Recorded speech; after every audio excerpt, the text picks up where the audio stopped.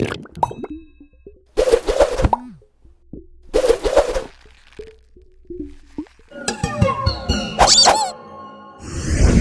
popular, Jesse. Oh my God, and beautiful too. So this is Jesse Schwartzberg. We've been working together about a decade now, and I met her through, actually it was Ariel Ford. That's right. And the way we started working together, she started producing my events. And Jesse worked for Learning Annex for years. And I'm going to say it the way I think of it. It might not be politically correct.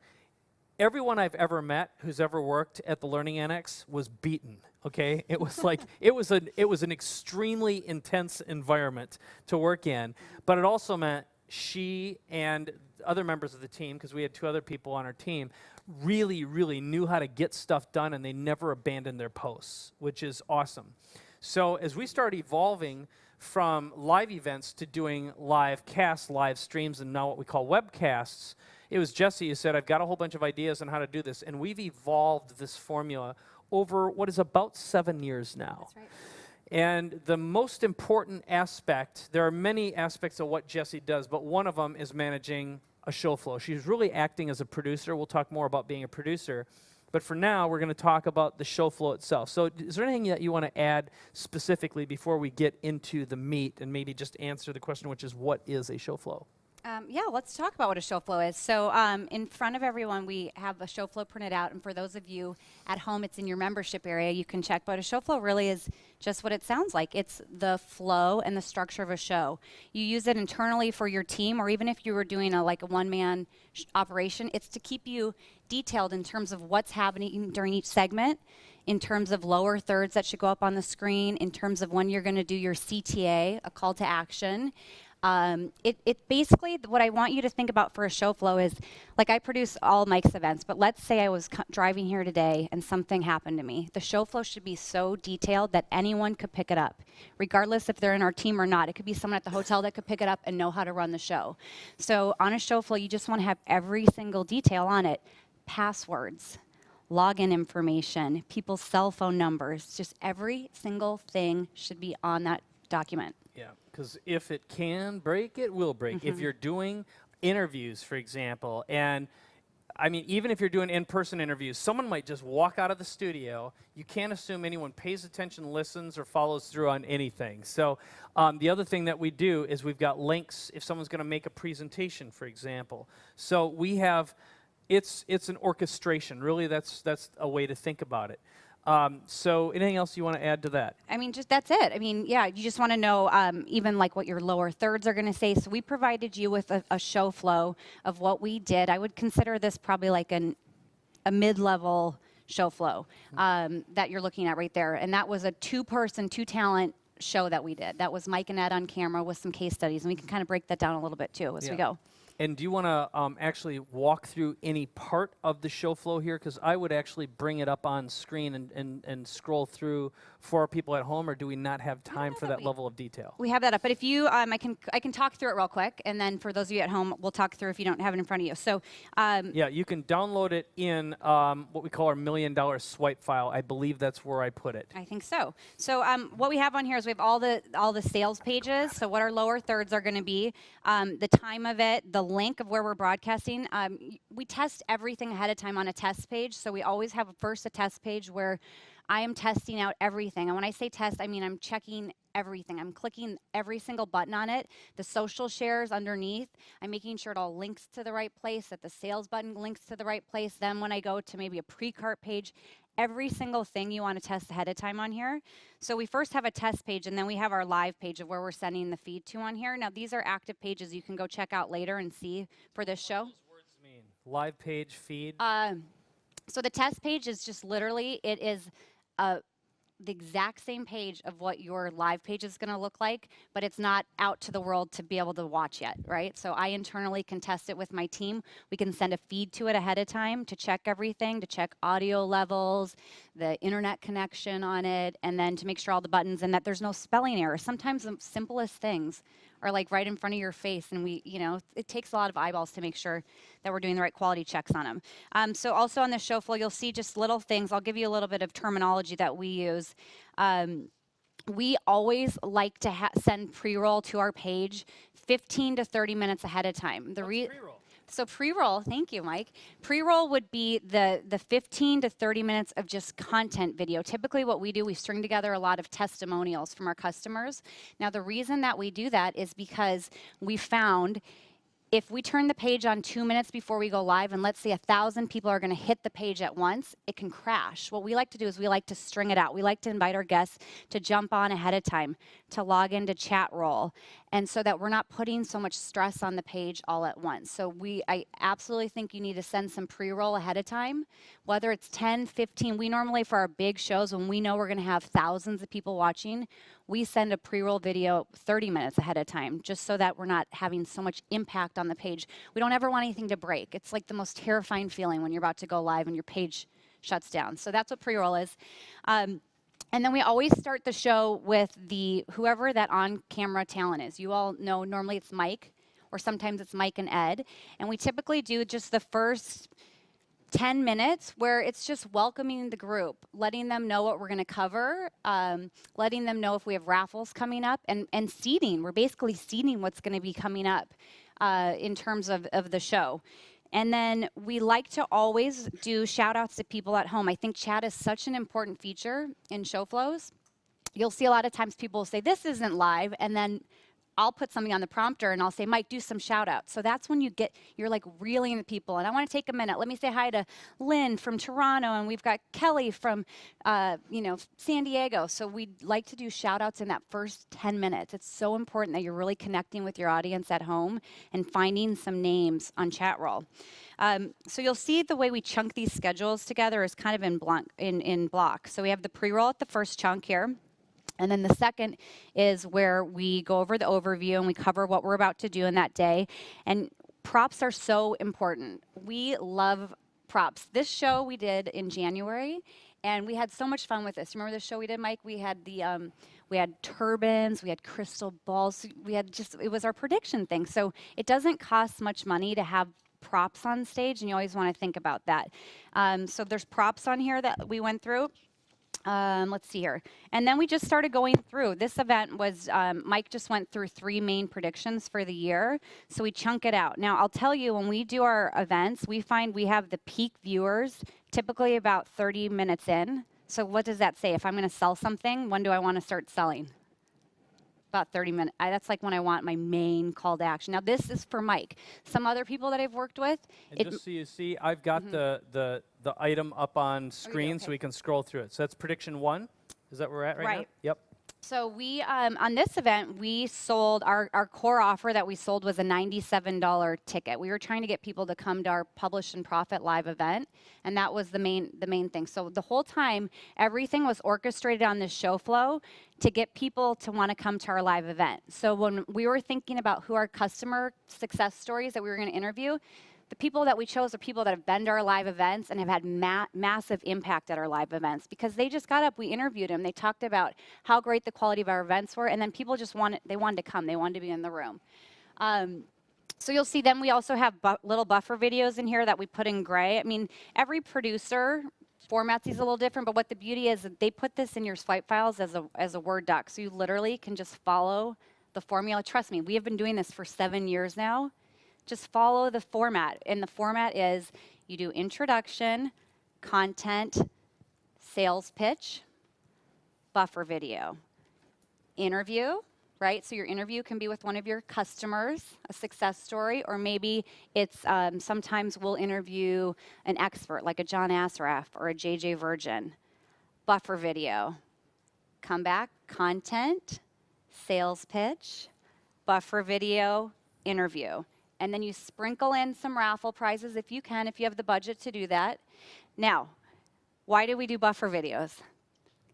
Guess when our highest spike in sales are? During buffer videos. Because sometimes people are so mesmerizing on camera, they're like so into what Mike's saying that they're not pushing on the button to buy. They buy during those buffer videos. You have to give people a little break, right? To click on the button to buy your stuff. So buffer videos are really, really important. Especially the sales buffer videos, which we're giving you scripts for.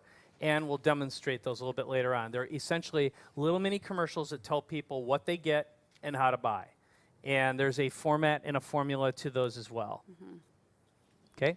So yeah, so I mean that's the show flow. This was a 3-hour show. We've done some shows that are 9, 10-hour shows, which we've also included those types of show flows in there as well. Yep.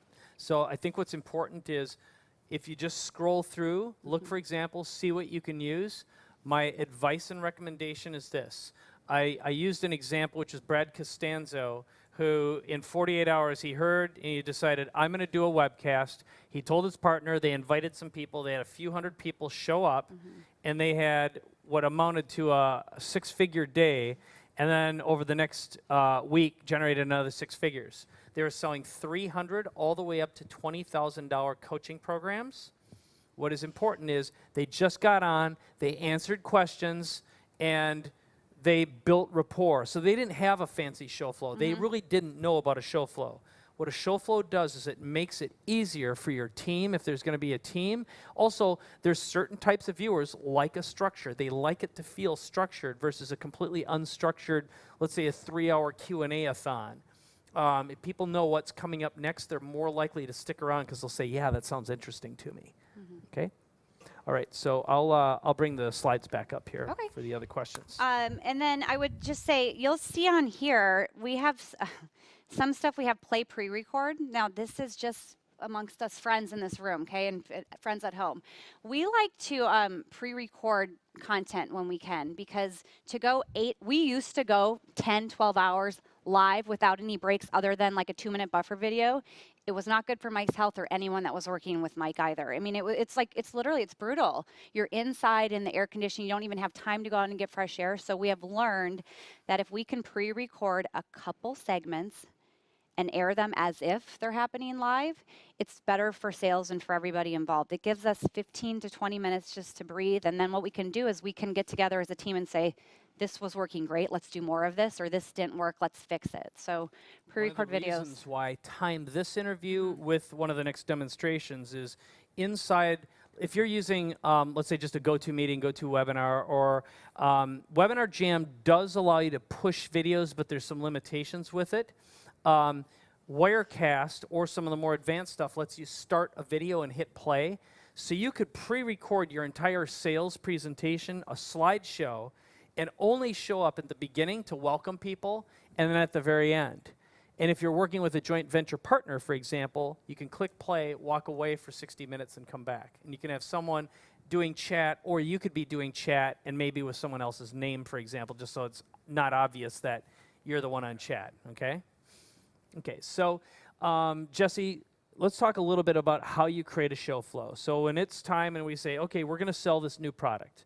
Say we're going to sell the next JJ Virgin product, or the next John Assaraf product, or our next product. What do you do? What's the process you go through? So the first question always, whether I'm producing this for someone, like when I'm in a meeting with Mike, is I'm always, what's the outcome? Like, and that's what you need to ask yourself. What's the outcome? Are we doing this for content, or are we doing this to sell something? So you just have to first get very clear on, like, what do I want to have happen after this 1-hour-long webcast or this 5-hour-long webcast? What are we trying to do? And a lot of times it's different, the way you're going to structure your show flow. But if, for instance, it's to sell something, everything is orchestrated around how we're going to sell that product. So you're taking your best sales time, which for us it always is about 30 to 40 minutes in. And I know my best sales guy is Mike, right? I mean, if I'm doing a show for him. So I've been producing a lot of shows with Mike lately where they ask Mike to be the co-host, because he's really, really good on camera. And this is a skill. And I've worked with a lot of people that you're about to teach some stuff about on-camera selling too, which is great. You have to listen closely to that. So that's the first thing. You figure out what your outcome is, and then you figure out what your best sales slot's going to be, and then you work everything else around it. If you have the time, if you have the budget, you maybe could put in some raffles and get a little more fancy. But we do a lot of shows. Mike does a lot of shows. He's the master at just him going into the studio and doing it by himself. Yeah, and it takes practice. So at this point now, I've probably been producing programs of some nature. If you go back to, back to film and video days, probably going on 20-some years now that I started. But I wasn't in front of the camera. Not really until I did infomercial Toolkit, probably now about 12 years ago or so, and I was scared. And I wouldn't say that I got good or conscious at it really until maybe 7 years ago. So the point is, had a lot of experience, a lot of practice. The best thing you can do is just get in front of the camera and start. It's nothing beats it. It's just start talking. Okay, so the next question is, you're often put into a position where you don't know what to add. So this, I asked this question because I know we've got examples here, and you can look through and cherry pick what you think might work. It'll be like, I'll use that, I'll use that, I'll use that, and you can copy, paste, put it in your own presentation. But when you're put into a spot where you don't know what to add, what do you do? What's your... Well, question and answer is great, right? Just taking questions from viewers watching at home is an amazing way to connect with your audience and fill time. And we get a lot of times, too, where some people have different tech skill sets. So when we say, can you come in and present a content slide deck, they're like, what? And then I can tell they can't do that. So what do? We just interview them, right? That's so interviewing people is so great. Another thing we've been doing lately, which is so much fun, viewers love it, and it's so easy for you to do this, is we do 10 tips in under 10 minutes. We've been doing this a lot lately. We put a timer up, you'll see, and people just love that, right? We're all like, we love these TED Talk style formats. Now I want learning and I want it fast. So just figure out, what can you teach? 10 tips in under 10 minutes. Ed loves the whiteboard. That's the way he likes to teach. Mike likes to teach through clicking through slides. So it's whatever you're comfortable with. But that's a great thing to do, is so give yourself a time limit and just teach tips quick. Props. But I will just repeat that. Analog is awesome. So I like, for example, having basically the paper board with big pens is awesome. There's something about that physical movement that's very mesmerizing for the viewer, and there's something, again, very analog about watching handwritten stuff. It breaks up the monotony of digital. So those are great. So now, I think this is kind of in the same space, which is if you're working with a newbie and they don't know what to provide or they can't supply something, what do you do? And I think you just answered that. I think that is just interview. I mean, that is always going to be for your people that are not very tech savvy and they're scared. Like a lot of times we might have a really fantastic, they're like a headlining name that we want to interview, but they don't know the tech and it freaks them out. When we say, can we interview for a webcast? They're like, a what? They're just not used to that format. And we're like, it's no big deal. We're just going to interview you. We'll provide the questions ahead of time, and that always seems to ease people's comfort level. So that's my advice, interviews. And when we get into the Skype-y stuff, I'm going to give you all the tools you need to get someone at a point where they'll just be able to do it. So let's talk a little bit about the order. If you're going to make a recommendation right now for a basic order to someone who's going to do their first webcast that you feel will produce some results. You kind of talked about this, but is there, let's say it's a sales webcast where they're going to present for 50 minutes and then do some sort of an offer. What would you recommend would be a good way to create something that's got substance and value? Yeah, so if I had 50 minutes, I'll take the challenge right now in front of the room. If I had 50 minutes to do a webcast, I would open up with a 5 or 10 minute just intro with, let's say this is Mike doing a 50-minute webcast. So Mike, just hello, and don't forget to do those shout outs to people at home. I'm telling you, that's the gold right there. When they feel like, when you're interacting with them at home, this is the golden webcast. This is the beauty that live TV cannot do. This is what we can only do in webcasts in these online TV shows. So the first 10 minutes, welcome, overview, we're warming them up. They're warming to you. They're starting to like you. Put in some type of story that will anchor them to you. So we've found that in the past, that if whatever it is that Mike's selling, or JJ Virgin, or John Assaraf, if they don't put in a personal story that anchors them to the message, it doesn't work. I'll give an example. We did with JJ Virgin a webcast on a Thursday and a Saturday show. Thursday, there was no personal story at all. And the sales were a little flat. And we said, what's going on? I said, people need to know your heart. Why do you care about this sugar epidemic in America right now? So on Saturday, we came back. She just put in a 10-minute story. Sales went flying out the roof, okay? So it's like 5 to 10 minutes intro, 5 to 10 minutes personal story. Why do I care? Why is this important to you? Sales pitch, buffer video, because that's when they buy. Come back with an interview. If you have the customer success stories, that a lot of times sells it better than our headlining names. The people that have used the program and have seen success, come back, do one final pitch, and close it out. That'd be a 50-minute show. Okay. And I'm going to add, just to accent what Jesse just said, headlining names get people there, they don't keep them.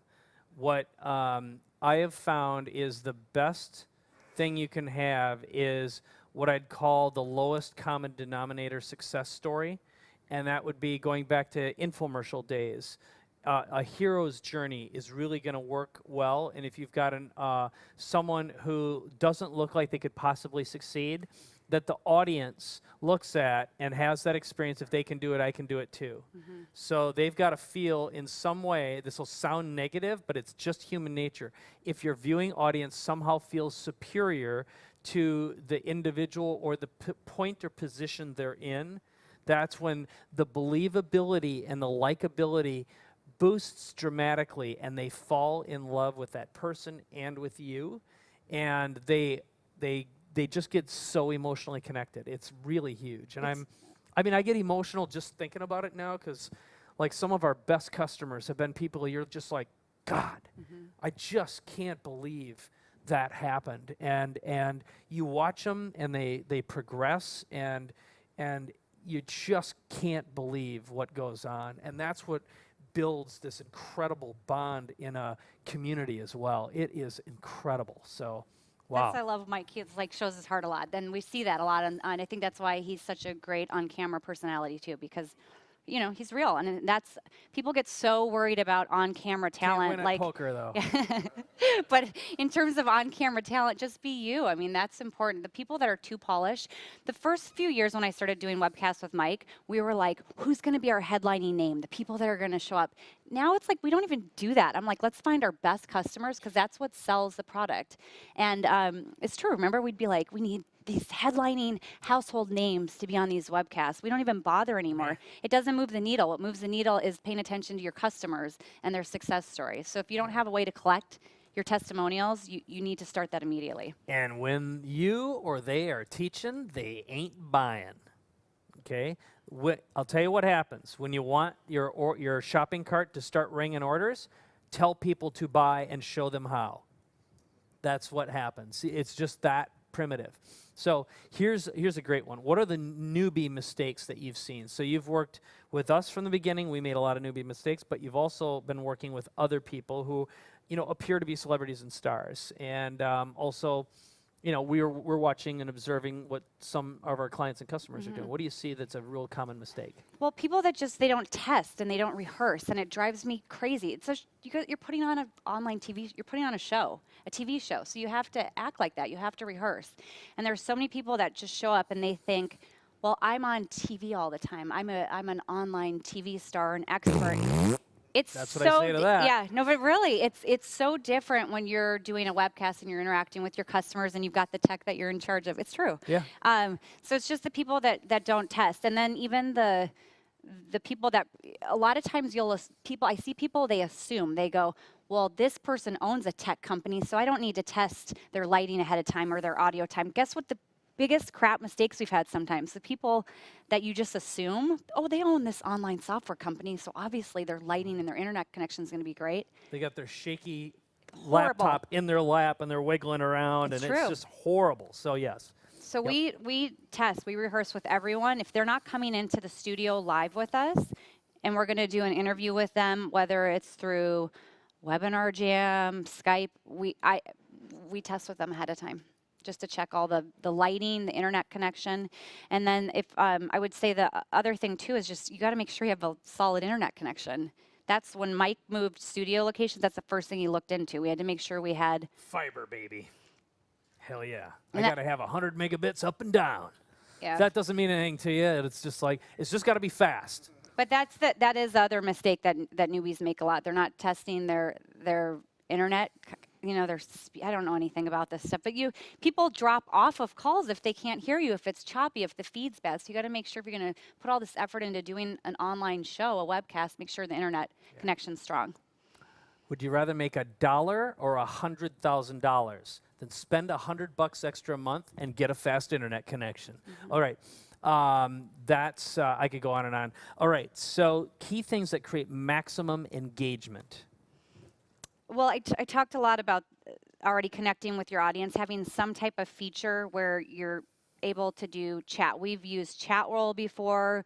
We are like through this stream, it's the chat feature's already built into Kajabi. But having some way where you're connecting with your customers. Another way is if you can be pulling your customers, your buyers in real time and doing shout outs to them.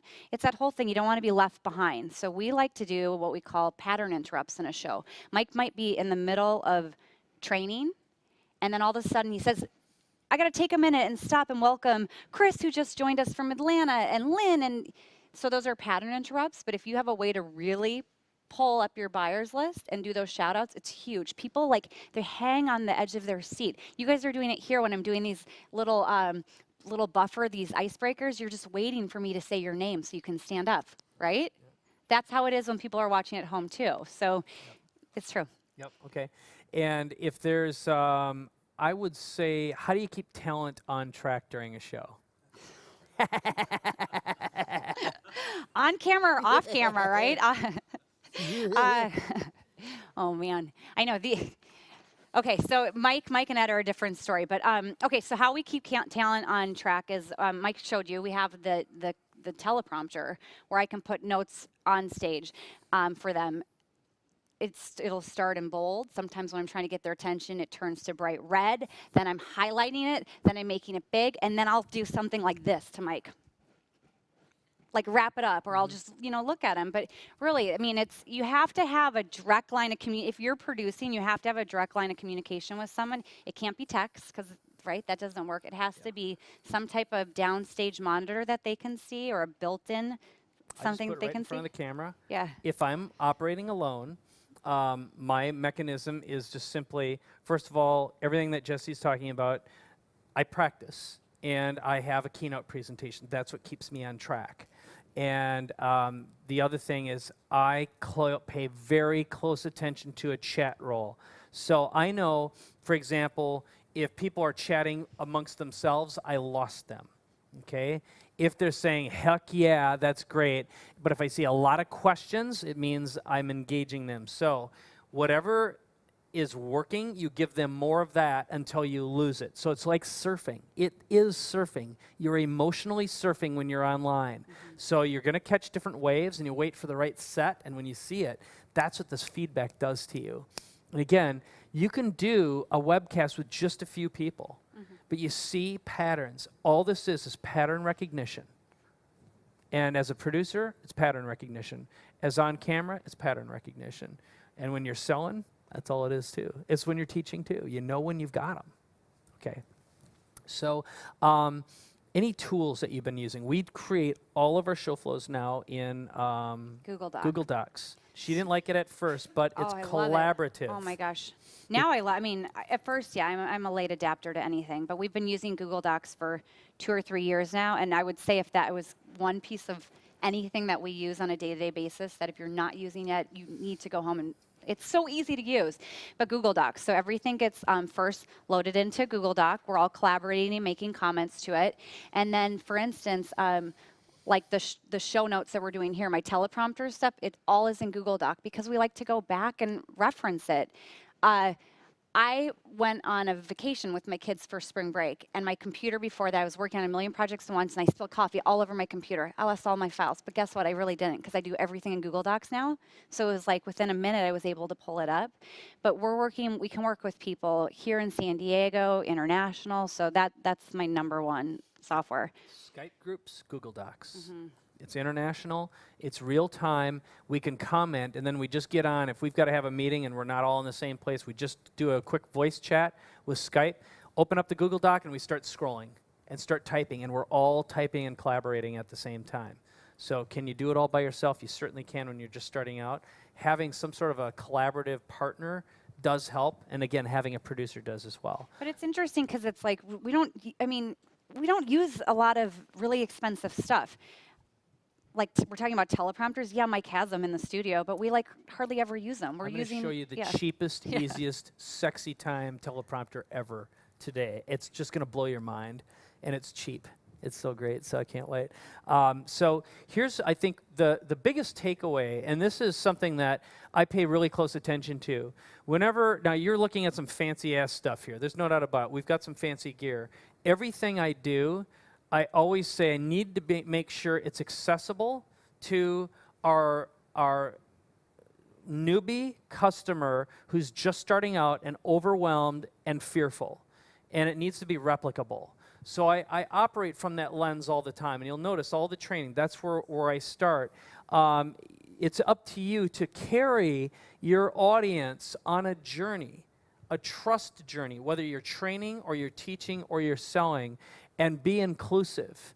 And so everything we do revolves around that. And now it's not a matter of money anymore. It's a matter of priority and order and just knowing what rocks are going to give you the maximum leverage. And this one investment, understanding show flow, if you nail it, and also just listening to Jessie, part of this is pay attention to her psychology. So I would highly recommend you listen to her again and just hear how she thinks and what she talks about and what's valuable, and she's going to be teaching again as well. So let's give her a big hand, shall we? Thank you.